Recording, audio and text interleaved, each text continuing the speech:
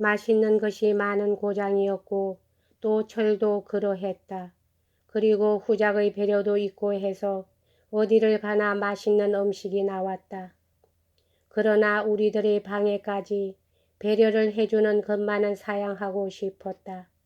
그런데 그는 방을 정하는데 그의 하인을 도착지로 먼저 보내두었다.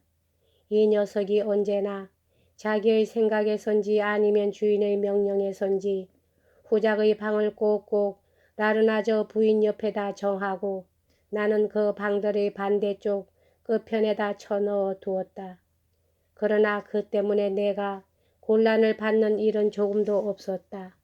오히려 두 사람의 미래를 더욱 자극시킬 뿐이었다. 그러한 즐거운 생활이 4, 5일 계속됐다. 그동안 나는 달콤한 욕정에 취해 있었다. 아무 고통도 곁들이지 않았다. 순수하고 강렬한 육욕을 맛보았다. 그것은 그런 식으로 맛본 최초의 그리고 유일한 욕정이었다. 내가 쾌락을 알지 못하고 죽는 그런 운명이 되지 않은 것은 라르나저 부인의 득택이라고 할 수도 있다. 그녀에게 느낀 것이 정확히는 사랑이 아니라 하더라도 적어도 그것은 그녀가 보여준 사랑에 대한 부드러운 응수였고 쾌락 속에 있는 그 타는 듯한 육감이었으며 화기애애한 이야기 속에 있는 감미로운 친밀이었다. 따라서 거기에는 정열의 온갖 매력은 있었지만 앞뒤를 분간 못해 향락마저 누리지 못하는 제정신을 잃는 그런 일은 없었다. 또한 나는 바랑 부인을 사랑한 것처럼 그녀를 사랑하지는 않았다. 그러나 그 때문에 도리어 100배나 강하게 그녀를 내 것으로 만들 수가 있었다. 엄마 옆에서는 나의 쾌락은 언제나 고통 없이는 극복할 수 없는 슬픈 감정으로 방해를 받았다. 그녀를 내 것으로 하는 기쁨은커녕 그녀를 천하게 만드는 것 같은 가책을 받았다. 라르나저 부인의 옆에서는 반대로 내가 남자요 행복하다는 자랑을 품고서 마음 놓고 즐기며 자신의 관능에 몸을 맡겼다. 그러나 관능 위에 내가 주는 인상을 그녀와 함께 맛보았다. 자신의 승리를 욕정과 허영심과의 양면으로 바라보며 거기에서 승리를 배로 만들 만한 기쁨을 얻게 되었다. 그만큼 나는 침착성을 잃지 않을 수가 있었던 것이다. 이 지방 사람이었던 후작과는 어디서 헤어졌는지 모른다. 어쨌든 몽텔리마르에 도착하게 되었을 때는 우리 둘뿐이었다. 그때부터 라르나저 부인은 그녀의 시녀를 내 마차에 태우고 나는 그녀의 마차로 옮겨가서 그녀와 함께 탔다. 이랬으니 도중에도 지루할 리가 없었고 지나온 것이 어떠했는지 내게 말하라고 해도 곤란한 것이다. 몽텔리마르에 볼 일이 있어서 그녀는 사흘을 쉬었다. 그러나 그동안에 사람을 찾아간 것은 꼭 한 번뿐이므로 15분 정도밖에 내 옆을 안 떠난 셈이다. 그 방문에는 여러 가지 귀찮은 부탁을 받기도 하고 초대가 있기도 했으나 그녀는 그것들을 전혀 받아들이지 않았다. 몸이 불편하다는 것이 구실이었지만 그것은 두 사람이 세상에서도 아름다운 이 고장을 세상에서도 아름다운 하늘 밑에서 매일 산보하는 것을 막지는 않았다. 아, 이 사흘간 이따금 그때가 그리워 못 견디게 된다. 그런 날은 두 번 다시 돌아오지 않았다. 여행 중의 사랑은 오래 계속되지 못한다. 우리들은 헤어지지 않으면 안 되었다. 그리고 지금이 바로 적당한 시기라고 말할 수 있었다. 결코 내가 싫어진 것도 싫어지려고 한 것도 아니다. 나의 애착은 더욱 더해만 갈 뿐이었다. 게다가 그녀가 숙녀로서의 조심성을 잃지 않은 데 반해 나로서는 이렇게 된 이상 무슨 짓이라도 할 수 있다는 기분이 들 뿐이었다.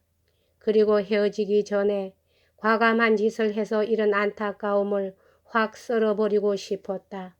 그녀는 몽페리어의 천한 계집들에 대비할 조심스러운 준비를 함으로써 그것을 참고 견뎠다.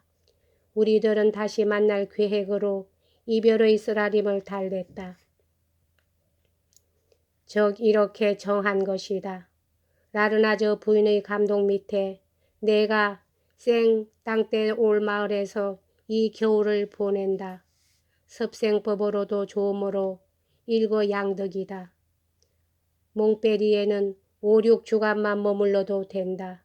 그동안에 그녀는 이상한 소문이 퍼지지 않게끔 예방하는 데 손을 썼다. 내가 알아둘 일, 해야 할 말, 취할 태도 등에 대해서도 자세한 지시를 해 주었다. 그때까지는 편지로 연락할 것. 건강에 대해서도 여러모로 정성껏 주의를 해주고 용한 사람에게 진찰을 받아 그의 지시를 하나에서 10까지 잘 지키도록 권했다. 이번에 함께 있게 될 때는 의사의 어떤 가혹한 명령이라도 그녀의 힘으로 나에게 지키도록 해 보인다고 장담했다. 이것은 진심에서 말한 것으로 보인다. 왜냐하면 나를 사랑하고 있었으니까. 그런 증거는 얼마든지 있었고 단순한 염려라고 생각되는 것보다는 훨씬 확실성이 있었다. 나의 차림으로 보아 유복한 생활을 하고 있지는 않다고 본 그녀는 자신도 부자가 아니면서 헤어질 무렵 그로노볼에서 가지고 온 꽤 묵직한 지갑 속의 돈을 나눠 내게 억지로 지어주려 했다. 그것을 거절하는데도 무척 힘이 들었다. 마침내 그녀와 작별했다. 그러나 마음은 그녀의 생각으로 꽉 차 있었다. 아마 그녀에게서도 내게 대한 참된 애착이 사라지지 않을 것으로 생각된다. 내가 기억을 더듬어 올라가며 시작한 이 여행도 마침내 끝날 무렵으로 다가왔다. 그때부터는 지극히 만족스럽게 마차를 타고 앉아 지금까지 맛본 쾌락과 약속된 쾌락을 한층 여유있게 꿈꾸었다. 생쌍떼올 마을과 그곳에서 기다리고 있을 즐거운 생활밖에 생각지 않았다. 오직 라르나저 부인과 그 주위의 것만이 눈에 떠올랐다. 그 이외의 세계는 내게 있어서 모두가 없는 거나 다름없었다. 엄마마저 잊고 있었다. 머릿속에서 이런 것 저런 것 세밀하게 꾸며나가는 것은 라르나저 부인을 중심으로 한 무대였고 이렇듯이 그녀의 집과 이웃, 그녀의 교제사회, 그녀의 생활 방법을 미리부터 공상했다. 그녀에게는 딸이 하나 있었다. 그 딸의 이야기를 정 깊은 부모 같은 말투로 곧잘 내게 이야기했다. 벌써 15살이 넘었는데 활발하고 귀엽고 마음씨가 착했다. 그 아이에게는 틀림없이 사랑받게 되리라는 약속이었다. 그 약속은 지금도 잊혀지지 않는다. 당자인 라르나저 양이 그녀의 어머니의 좋은 친구를 어떻게 대할는지 생각할 때마다 몹시 흥미가 솟았다. 그런 것이 생테스프리 다리에서 르물랭까지 가는 동안 내 몽상의 씨앗이 되었다. 나는 가야르 다리를 구경하라는 권유를 받았다. 그것은 잊혀지지 않았다. 맛있는 무화과로 조반을 마치고 나서 안내원을 한 사람 고용해서 가야르 다리를 구경하려 떠났다. 이것은 내가 처음으로 보는 로마 사람들의 대공사였다. 유물이라 해도 그것을 만든 솜씨만을 보게 될 것으로 생각했다. 그런데 그게 아니었다. 실물은 예상 이상이었다. 이런 것은 평생에 꼭 한 번뿐이었다.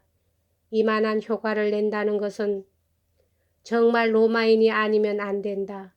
이 단순하고 숭고한 대공사의 광경은 사방이 황량한 가운데 있어서 정적과 고독에 의해 한층 두드러져 보였고 경탄을 한결 강하게 해준 만큼 내 마음의 감동이 한층 더했다. 이른바 달이라고는 해도 그것은 거대한 수로에 걸린 것이었다. 대관절, 어떤 힘이 이 거대한 돌을 어느 채석장과도 멀리 떨어진 이른 곳으로 운반하여 몇만 명이라는 인간의 노력을 아무도 살지 않는 이런 곳으로 모았단 말인가. 나는 이 장대한 건조물의 세 층을 돌아봤는데 존경하고 나머지 그 위를 발로 밟기조차 황송했다. 발소리가 커다란 아치형 난간에 울릴 때 나는 이것을 만드는 데 종사한 사람들의 힘찬 목소리를 듣는 기분이었다. 이 광대 무변 속에서 내 존재는 벌레처럼 작아 보였다.